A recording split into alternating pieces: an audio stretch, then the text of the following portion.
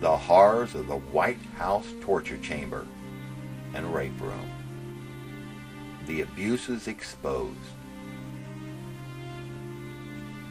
It has taken me almost 20 years working 7 days a week to expose the secrets of the White House torture chamber and rape room. Deep in the underbrush of North Florida woods lay the decaying bodies of 32 young boys, some beaten to death, some raped, and many burnt to death at the hands of individuals employed by the state of Florida. State employees who locked and chained many of these young boys in their dormitory building, leaving them unattended while they visited a house of ill repute in downtown Marianna. Many boys, some as young as 9 years old, were brutally beaten and some raped for what state employees considered to be crimes against the state, crimes against humanity, terrible, evil crimes, such as not smiling, dropping a pat of butter on the floor, eating too slowly, picking up and eating a blackberry along the side of the road, or for not making their beds correctly. The White House torture chamber was, and still is, located at the Florida School for Boys at Marianna, now known as the Arthur G. Dozier School for Boys. The beatings took place using a 2-foot leather strap. A piece of sheet metal was sewn between 2 thick pieces of leather. Some of the beatings so brutal that it embedded many of the boys' pajamas and underwear into their buttocks. Cotton material which had to be surgically removed by the physician's assistants.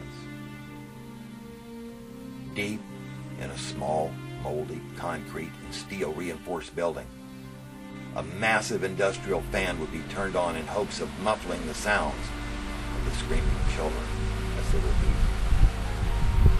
Then the leather strap would drop, sounding as if it were a double-barreled shotgun blast, exploding several inches from their ear.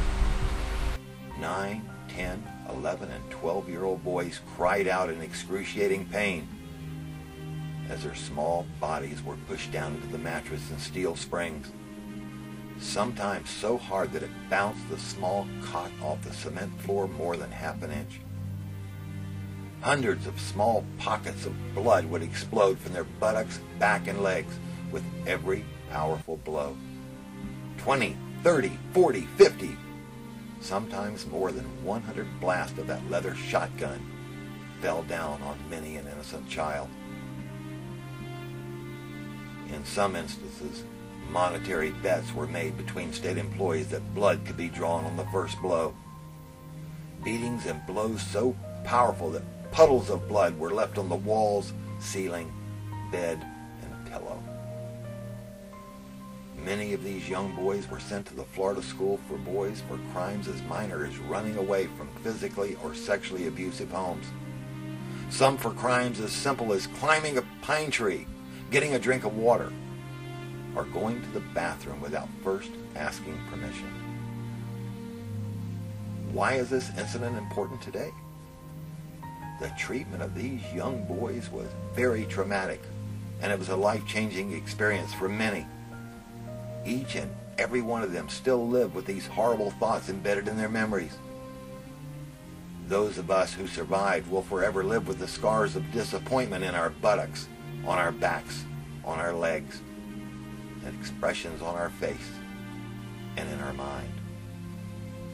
In some cases, many of these embedded feelings have unknowingly been transferred to our own children and grandchildren.